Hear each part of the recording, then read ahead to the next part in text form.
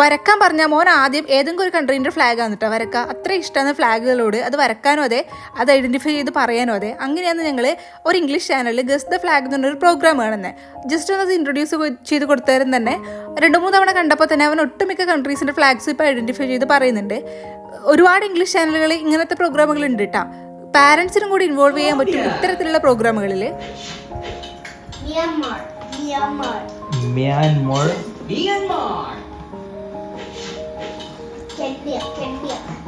Kenya. Why are you? Ooh. Papua New Guinea. Papua New Guinea. How about this? Sweden. Sweden. എന്തെങ്കിലുമൊക്കെ കണ്ട് സമയം ചെലവഴിക്കുന്നതിനെക്കാട്ടിയും ഇത്തരത്തിലുള്ള informative ആയിട്ടുള്ള കാര്യങ്ങൾ മക്കൾക്ക് കൂടി ഇൻട്രൊഡ്യൂസ്